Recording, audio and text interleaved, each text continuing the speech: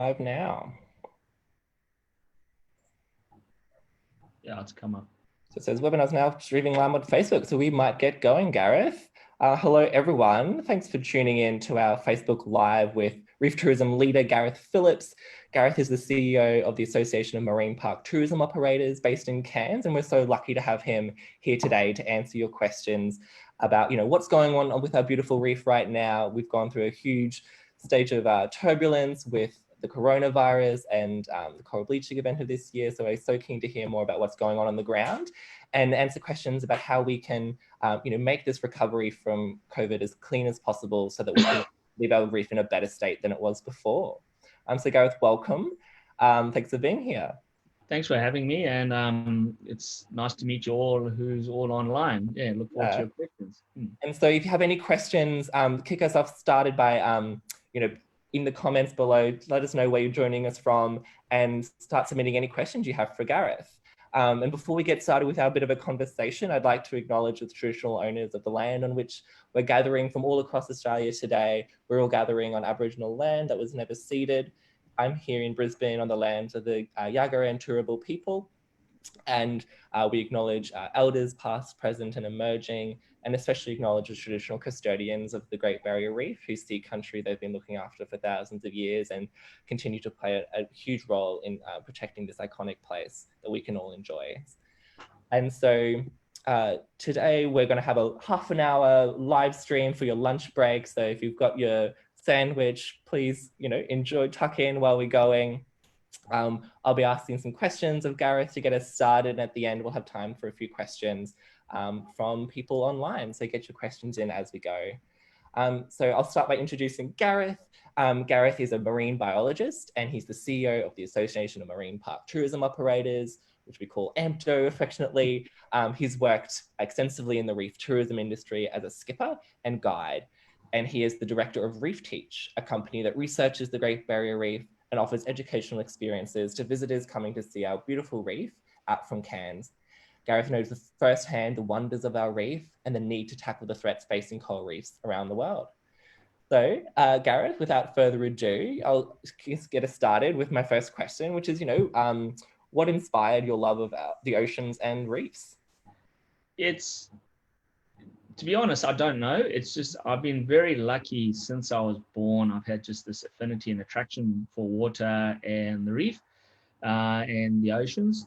So I've known since day one that I was going to work in the marine field, and I always wanted to be a marine biologist. So literally from the first day of going to school, I've structured my life to work in the reef. So that's why I say I don't know what's done it. It's just almost been genetic and part of me. And I'm very lucky. I've always known what I want to do. There's, many people even at my age go, when I grow up, I want to be this. They're still not sure, where I've always known what I've wanted to do.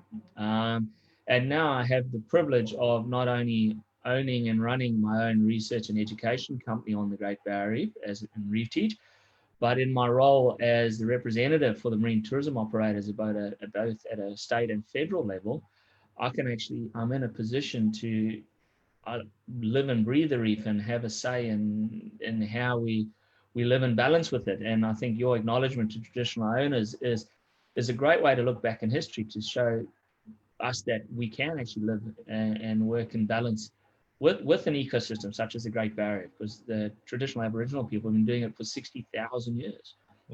So it can be done. So to me, I'm in a very privileged and almost sometimes I can't believe I actually here.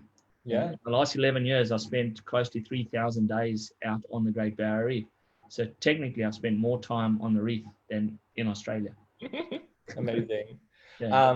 So thanks so much, Gareth. And yeah, totally. It's like you're in such a great position, and we're so lucky to be able to work with you. And so, take us back to when you first got started in, marine science / the tourism industry. Like, what sort of jobs did you have? And if you want to talk briefly through your career to where you are now.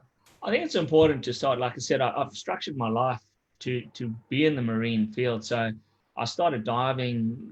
I've been snorkeling since I could swim. I started diving at the age of 12, so I won't tell you how long that has been now. I've been driving boats since I was the age of 4.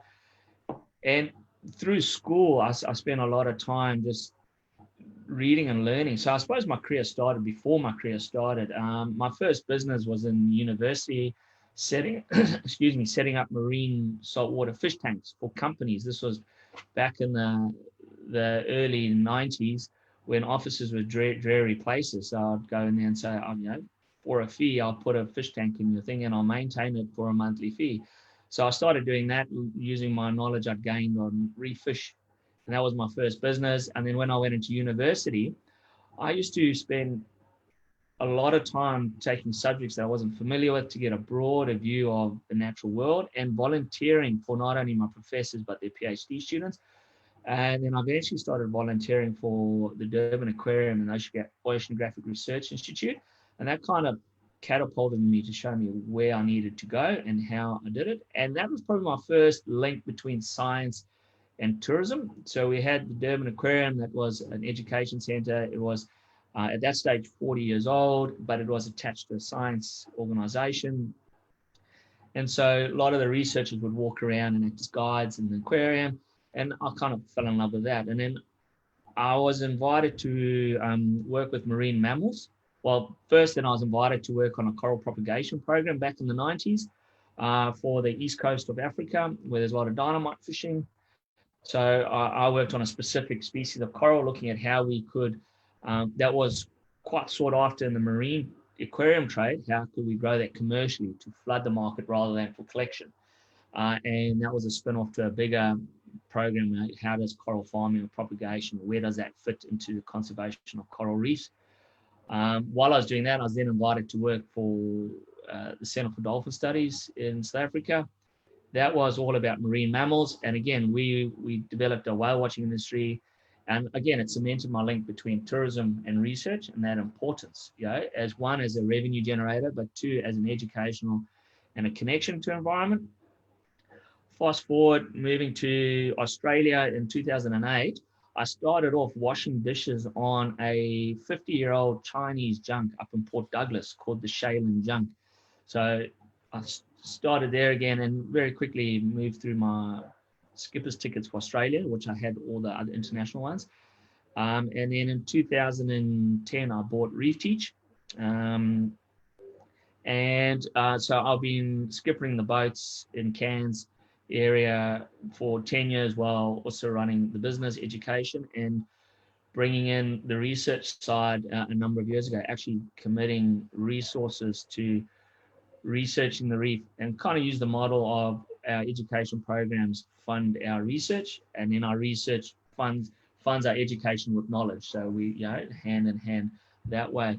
So kind of jobs I've been having is not only from training guides back in South Africa on whale watching industries, running stranding networks, coral propagations. It's been a wide range to now where I'm at is in a research education, and now my role in AMTO is representing the marine tourism industry as a world leader to federal and state, and at the moment trying to navigate it through the coronavirus.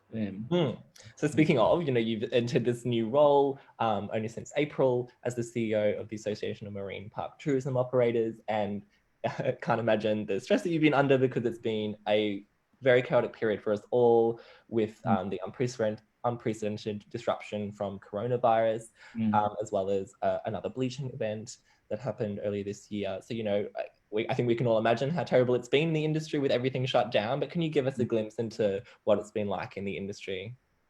I think you summed it up there, but I can actually strengthen it. It's actually been devastating, seems to be an understatement, for the industry. Because our industry is built on people who have passion for the environment, and you don't go into this industry. Yes, it's a business, and yes, there's an economy to it, but you find this, and I think that's what makes our industry stand out around the world. It's born out of family businesses who love the reef, and they've grown it to a substantial industry. And then to get shut down, we're running in a negative budget to go on the economy side. Like 22nd of March, all the boats went out as usual. COVID was looming. By the time they got back to marinas on the 22nd of March, that when federal and state said shut. So it was instantly shut, no tourism, completely shut down, no income. And plus there's still costs going on, even with all the financial aid that has been provided. Most companies are in the region average of between 30 to up to 120,000 a month. They still have to pay out with no customers.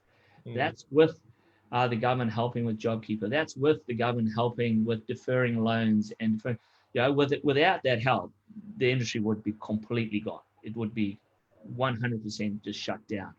So we're very lucky the way Australia has handled the crisis. It's enabled companies to hibernate, but how much strength and resilience the companies will have is still to be seen. Because, like I say, if you own a company and you're forking out $70,000 a month, and with no income, they can't do that forever. So devastating is although it's a strong word, it is an understatement. And if you think about it, the industry supports 64,000 jobs. Like that's, it was gone. And I'm sure there's some people online that experienced it from that side. And there's this battle now that restrictions are starting to ease. Where we're slightly different to other sectors is that we're either closed or open. We don't have a scale down or scale up. So even though we've eased restrictions to Queensland, traditionally, in best case scenario, out of the 2 to 2.5 million people that go to the reef, 5% of that are from Queensland. Tradition, and that's in best case scenario, but we're not in best case scenario. So how can an industry that's built to take 2 million people operate with less than 5%? Okay, so theoretically, although we can still go to the reef now, we theoretically can. There's not enough people. Boats are running because they want to get out, they want to get operational. So we're in a world of hurt. And I don't say that lightly as if we're the only industry. We've got to remember there's a lot of other sectors and industries, but representing the marine tourism industry that has such a role to play with the Great Barrier Reef, it's a world of hurt. Yeah. For sure. And my heart goes out to everyone. I know so many people who work, as dive instructors and people further down in the industry as well. And it's just been awful not having to be at home and not doing the things they love and, showing this beautiful place to people from around the world. It's just been really awful period. And, I guess the question on everyone's lips should be, what, if you're watching this right now, what can you do? What can we do, Gareth, to help support the tourism industry as we come out of these travel restrictions? Yeah, number one, it sounds like it's a bit of a rhetoric at the moment, but it's because it's so true. Support local. If you got a day, book onto the boats. If they're offering specials, great, take them. But if they're not, don't drive them down. Like even in my business, I'm getting a lot of people writing to me with inquiries, and they're getting nasty. Like, I offer a discount. It's better than nothing. I'm like, well, that doesn't help them. They're already running at a loss. I can tell you now, these boats are running at a loss. So if you can afford it, and that's a big if, because we know so many people have lost work and they're on these support packages. But if you have got that bit of the budget, it's not only good for you mentally and physically to go reconnect with the ocean and get out there. It's good for industry, and then industry will generate, and it'll keep generating and strengthen the economy over time. So support local, get out your local restaurants, get onto your local boats, go see your favorite dive site, even if it's a snorkel. And the other side to be this, if you're sick, stay at home. We don't want another flare up, and our industry has worked very hard to be COVID safe, to maintain your health safety and reduce the risk of spread of the coronavirus. And they're doing an amazing job at their own cost, where they've restricted their numbers to a point where, again, they're not viable, but they're still willing to run because they've got to get the wheels turning again. So we don't need people going, I've only got this little cough, I'll go on the boat anyway and I won't tell them. No, stay at home. It's not about you, it's about the greater good now. It's the social awareness of people around us. I'm starting to sound like Jeanette Young now. Just stay at home, but it's true. And if you're not, get out, spend some money. You know, do that. Especially now, if you don't have a job and you've got nothing to do, go to the reef. Yeah, totally. And if you do it, spread the word about it. Blog about it, post it on social media.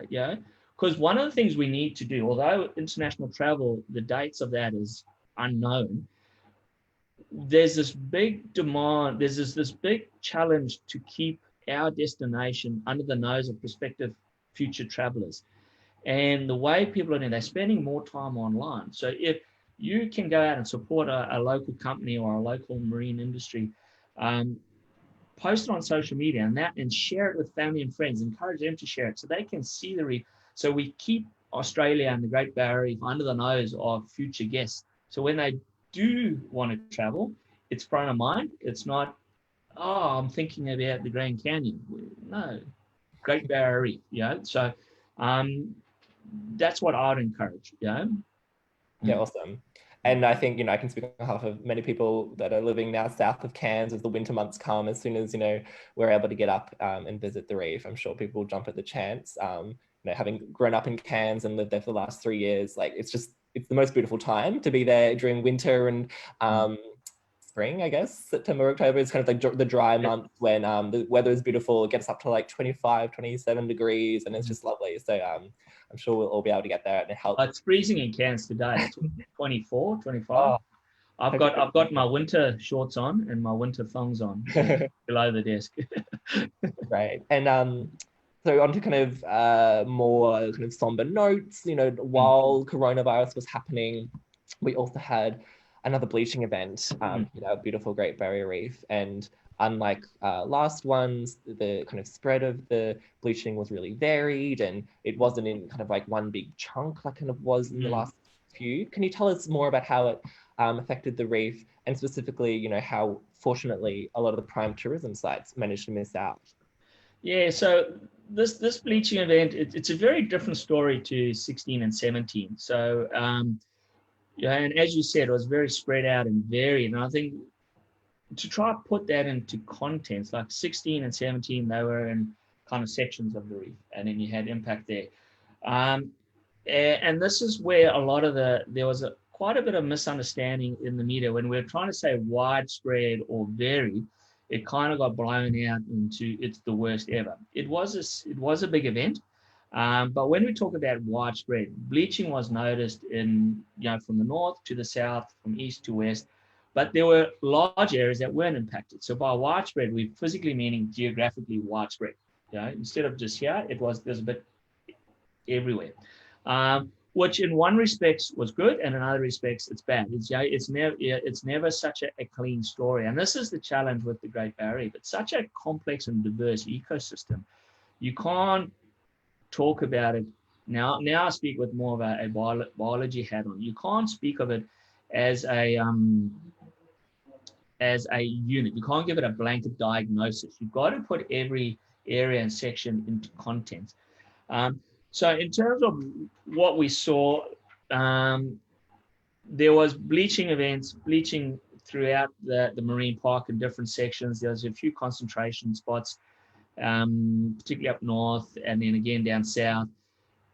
Tourism spots were kind of to none, to the odd case moderate, which was quite good, which is also a nice sign, and it kind of a hat off to tourism a little bit because there's such strong stewardship that does. Did that have a role to play in that, and understanding that we don't know yet. But what we have noticed, the reports coming back, is that in a lot of the areas there's actually been far more recovery than expected. In the hard hit areas, there is reports of mortality, but not to the level that was expected. Up in Cairns, the photo you can see behind me was taken in the middle of the bleaching event off of Cairns. And in that picture, you can see not one bleached coral. And if anyone thinks that one bright patch in the back is a bleached coral, it's not. It's just the way the sunlight has fallen on it. And the white edges are not bleaching. Those are coral. That's coral growth bands, not bleaching. So, it was a very varied impact. unfortunately, because of a restriction of COVID, we don't have as much in-water data to tell us what the consequences of the bleaching are. Because when corals bleach, and I suppose this will probably move, I don't know, this will move into some myths or something. Bleached corals are not dead; they are alive. And most bleached corals survive. Even severely bleached corals survive. Bleaching is actually a natural defense mechanism that corals do. And unfortunately, as humans impact on the environment, these added pressures are coming. We're starting to see pressure events happening more frequently, like mass bleaching events. So although bleaching is a natural process, mass bleachings are directly linked to human-assisted climate change, but bleached corals are not dead. It's not a death sentence. Most do recover, but in severe events, you do see some mortality. And in the 16 and 17 events, in the bleached areas, we did have, again, not as high as we expected, but there were reasonable levels of mortality in those areas. This one, so far, we don't know the full consequences. For the little bit that has been done, particularly in the severely bleached areas, there has been mortality, but again, not to the levels expected. In the Cairns area, some operators have been getting out once a week. And they've one operator in particular, they've not recorded any mortality in around the Cairns areas. So again, we need to get back out in the water, to get in the water to do these surveys. Reef Teachers got a program that they're doing with that in partnership with the tourism businesses. So and in partnership with Australian Institute of Marine Science and Grumpa, and that's funded by Reef Trust Partnership too. So this is where tourism plays an important role in getting manpower out there. These bleaching events are definitely a sign that world environment is changing and that humans, whether you think it or not, do have an impact on your environment. And but it's not a one of the good news. Although these are severe events, it's not a reason to panic and lose hope. It's a symptom to hopefully ignite you into a call to action. Yeah. That's why we're all here today, because we love this place and want to protect it for future generations. And and like I've heard reports from various scientists were saying that the kind of cyclone way offshore during the bleaching event hopefully might have cooled down chunks of the reef waters so that there might be less mortality this year. But as you say, we're still waiting for those in-water surveys to be able to confirm mortality. Well, so the good news across the marine park, the ocean temperatures are on average or slightly below average, which is good. So that'll help recovery. Totally, but obviously, as you acknowledge, like this is a symptom of the bigger climate crisis that we're in, and we all need to do our part to try and reduce emissions and get our governments to take that bold action. So we're all in that same fight. And there's a few questions from people asking, whether the reef's been healthier since tourism boats haven't been out there, and whether this downturn with the economy due to coronavirus has helped at all. And so I guess that kind of goes into my next question about dispelling some myths about tourism. I think some people see tourism as being like the main problem facing coral reefs, when we know that it's fossil fuels driving up ocean temperatures, causing climate change, farm pollution running off from land, causing water quality to be poor. Can you help describe what sort of things that the tourism operators are doing to help leave the reef in a better place than they find it? Yeah, so I suppose to tackle that question in two ways. Is the reef in a healthier position than when the tourism companies are not there? It's too short a period to actually tell and to get baseline data on to do that. From early indications, probably not, because we do know there's been more poaching and illegal fishing and stuff like that. So having the tourism vessels out there is actually a deterrent. But when I took this photo in the background, there was actually people had gone onto some platforms off of Cairns, one down the steps in green zones, and were just fishing off the platforms because the operators weren't there. So in terms of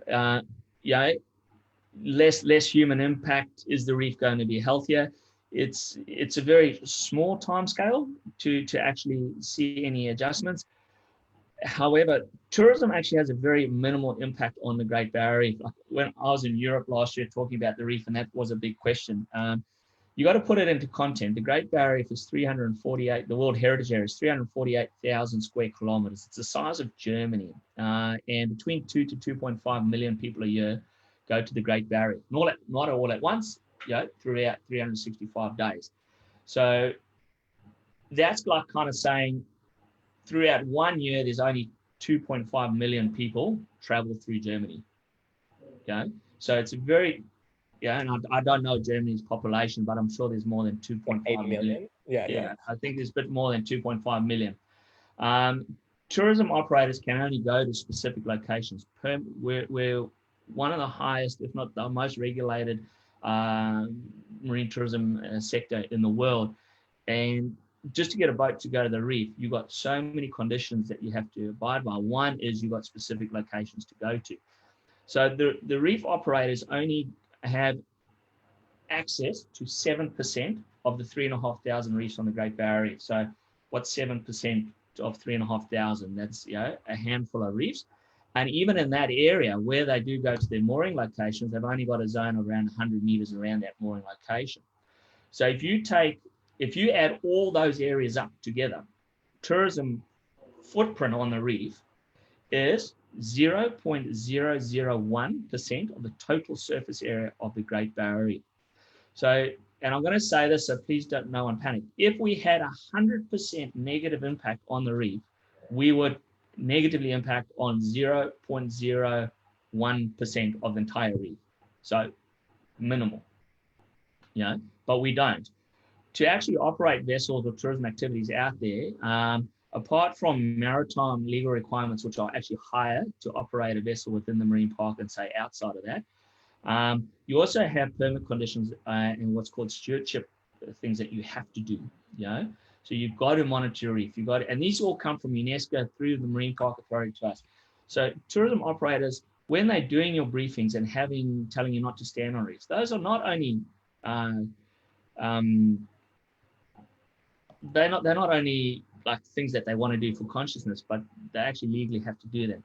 They monitor the reef, they supply information back, they report on the reef, they've got legal requirements of infrastructure, how they do it.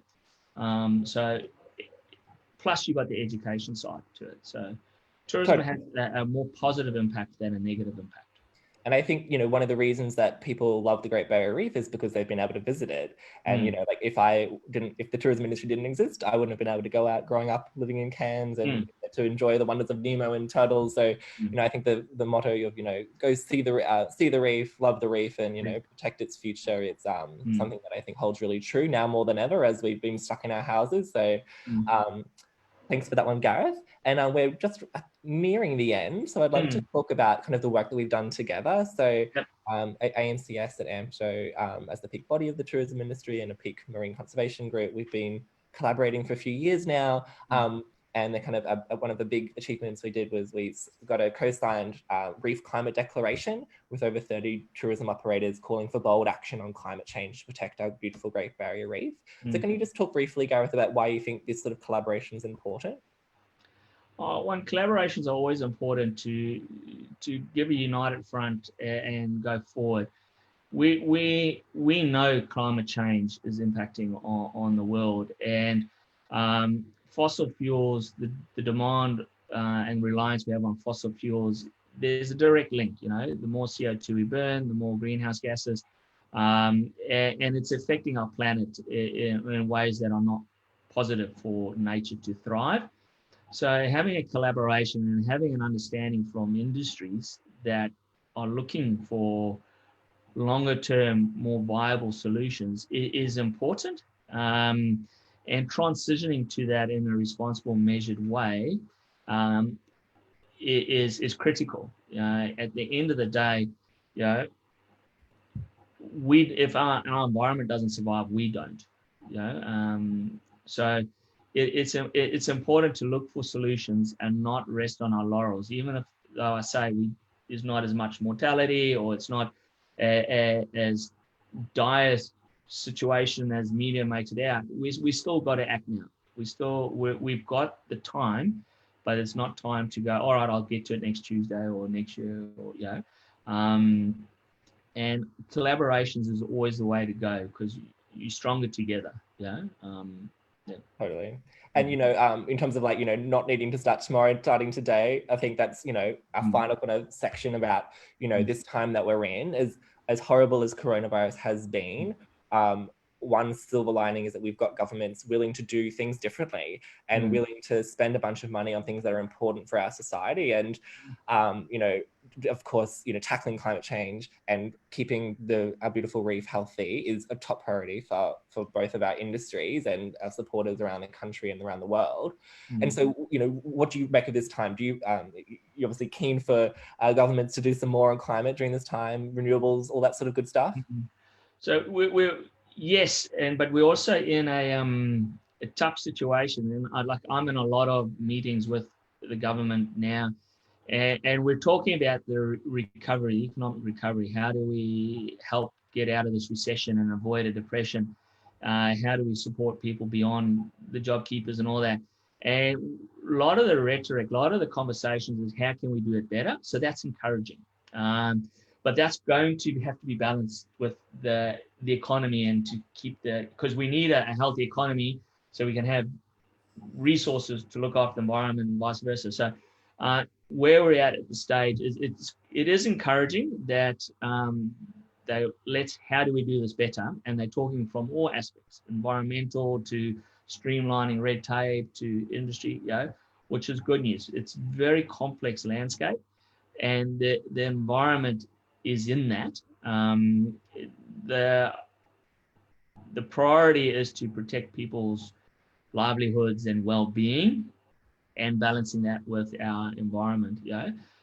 So that's kind of where the space is at. So there's a lot of conversations happening around that, and so that's where collaborations are good.